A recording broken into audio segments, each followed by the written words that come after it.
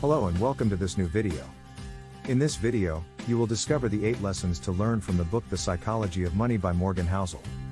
Stay tuned until the end because the last 2 lessons are the most important on this channel. We offer you tips and strategies that will help you become a better version of yourself. Don't forget to subscribe and activate the notifications to be notified when new videos appear. Everyone would like to have more money, but few know what to do to get it. It's less a question of financial knowledge or career opportunities than it is about psychology. By adopting the right attitude, you can go from poor to millionaire. Conversely, a bad attitude can lead you to lose everything. There are fundamental principles to change your behavior and alter your financial destiny. Are you ready to become richer than you have ever been? Lesson 1. Making money is more about attitude than financial knowledge. You'd like to have more money and you may think you lack the financial knowledge to get more. This is a mistake because many people think that those who earn a lot of money are smarter, more skilled, or more educated than the average person. This may be true for some people, but in most cases, people have a different typology toward money. Becoming rich is much more a question of attitude than of financial knowledge. Your fortune will be different if you are ready to take risks or if you prefer security, if you are a spender or a thrifty person, if you live in a country at war or in a country at peace. For example, the working conditions in Foxconn's factories, Apple's main supplier, is reputed to be very harsh, yet for many women working there is a significant improvement in their lives. They are so poor that such an opportunity avoids them to prostitute themselves to survive. Each person acts rationally and differently according to his psychological framework. For example, a trader who gives a $5,000 tip is perfectly coherent in his vision of his success. For you, this gesture may seem absurd and shocking. On the other hand, is playing the lottery logical from an economic point of view? Because the chances of success are exceptionally low. But it will be perfectly coherent for a person who feels lost in his life and who is looking for hope to get out of it. You can easily believe that your behavior with money is sensible when it is counterproductive. To enable you to earn more money, there are better attitudes to create and accumulate wealth. It all depends on the psychological framework that influences your choices. Lesson number 2, do not try to imitate those who have already succeeded financially. The financial field can seem complex, and to ease your road to wealth, you could try to imitate those who have already succeeded. Financial success is a combination of risk-taking and luck, so it is impossible to duplicate. Each journey depends on a combination of multiple circumstantial factors, among which a large part is beyond the control of human beings. For example, Bill Gates became the richest man in the world by developing computer products. But what many people don't know is that he attended one of the only schools in the world with a computer in his youth. Without that, he would not have been passionate about computers. And he would not have been able to understand before others the importance of this tool in the future. Similarly, if Rockefeller became a billionaire in the 19th century, it is because he deliberately violated multiple restrictive laws. A man of genius and a mere criminal. The line was exceptionally fine, and his financial success is partly due to the inaction of the judicial system. It is important to find out what behavior at your level will have the most positive impact on your own life. For example, instead of investing your money like Warren Buffett, you may find that with freer time you will be happier even if you have less money. Just save a little more money each month than you used to. You may not be as rich as he is, but you will be more satisfied by finding your path. You can't imitate the path of a rich person because you won't benefit from the unforeseen events that help them get there. Lesson 3, to become rich, moderate your desires. Knowing how to earn more money is useful, but it is even more important to learn how not to spend too much. Human psychology makes desires easily out of control. Your desires are always more numerous. Which explains why the more money you earn, the more you tend to increase your standard of living. This vicious circle is not reserved for ordinary people. Even millionaires fall into this trap. For example, Bernard Madoff was a talented and wise businessperson who was financially successful, but his millions were no longer enough for him. In his quest to earn more, he turned to illegal means and created a Ponzi scheme. To become rich, the most useful but most difficult skill is to control the increase of your desires. You will spend less, and you don't need to earn more money and take more risks. So instead of buying increasingly, ask yourself first if what you already have is not enough for your happiness. By living below your means, you will be able to save more quickly and easily to get there. Money is certainly fundamental, but not to the point of risking losing your health, your freedom, or the security of your family. Don't take unnecessary risks and think about what already makes you happy. You will know what you can save on. Lesson number 4, don't compare yourself to others. One of the most damaging psychological biases financially is that the instinctive tendency to compare yourself to others. Why is this a problem? The more money you have, the more you tend to compare yourself to those who earn more. You feel poorer even if you are rich. This psychological bias never stops because even millionaires are poor compared to billionaires. By comparing yourself to others, you spend a lot of money only to impress and try to gain respect. For example, when you see a Ferrari in the street, you might envy its driver, who in turn probably feels proud to show you off. But the driver doesn't know that you don't care about him in the least. What you care about is imagining yourself behind the wheel of the car. His display of wealth did not help him to be admired. Only humility, empathy, and kindness are effective in making others appreciate you. This attitude is naturally present in human beings to varying degrees. That's why it is difficult to perceive and correct it. However, it is just an ego problem that you can free yourself from by worrying less about what others think of you.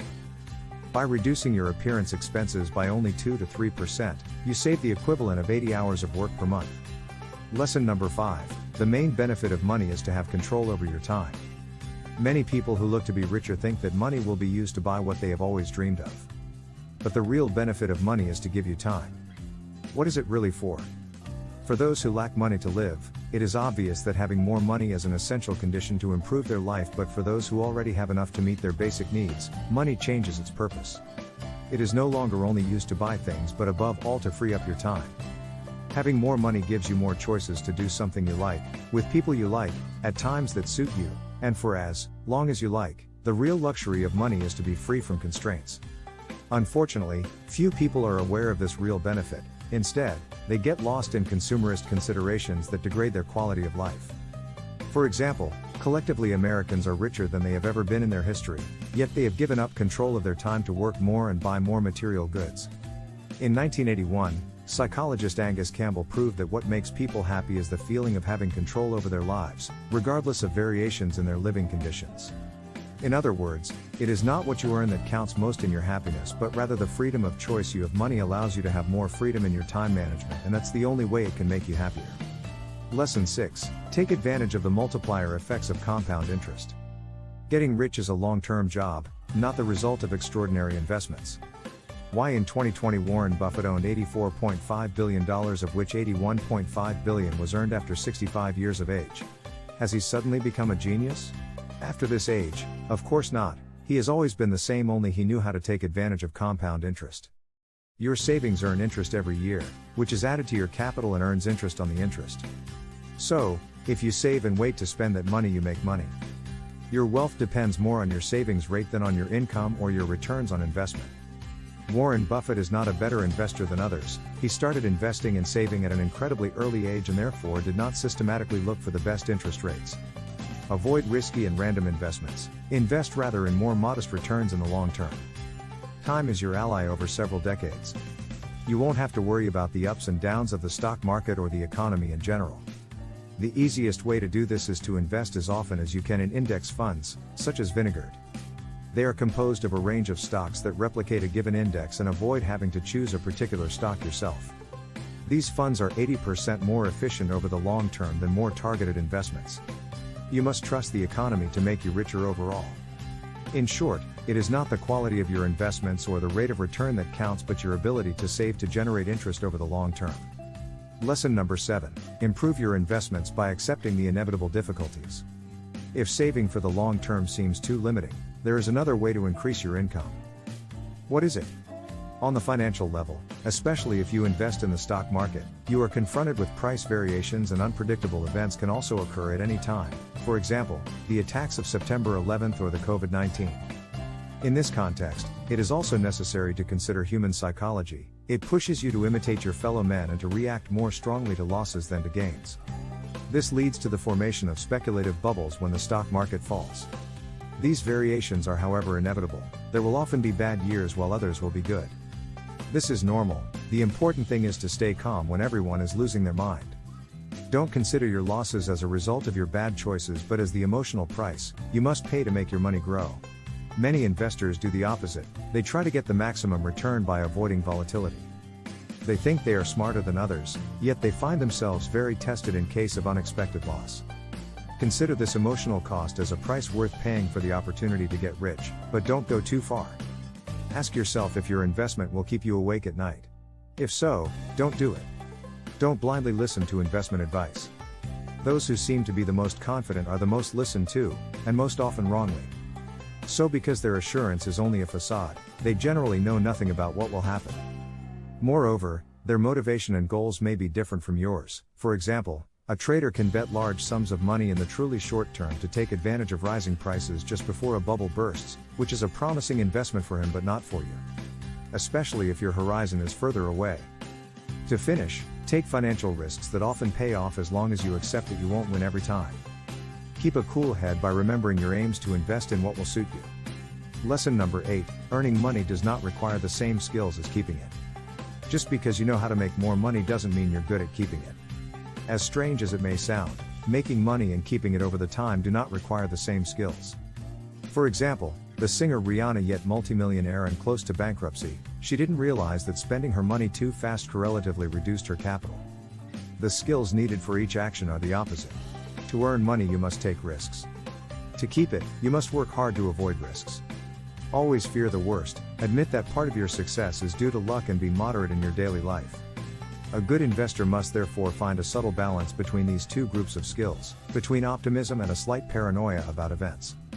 Here are some tips to achieve this. Avoid extreme behaviors such as working too much or living too much frugally. Human beings are not good at predicting what will make them happy in the future. As the years go by, your personality may change and you may regret your choices. Know how to refuse the temptation of easy gains. Allow for a large margin of error in your forecasts. Ask yourself, what is the biggest loss you can bear financially and emotionally? Always keep enough liquidity to reinvest in case of failure. Diversify your investments to ensure that some of them will make money. Invest in what is important to you. For example, by investing in ecological companies, your object active is to save the planet. In the long term, you will be more tolerant and patient if there is a drop in prices. Find a balance between risk-taking and security. Finally, the most important thing is to ask yourself about the role of money in your life.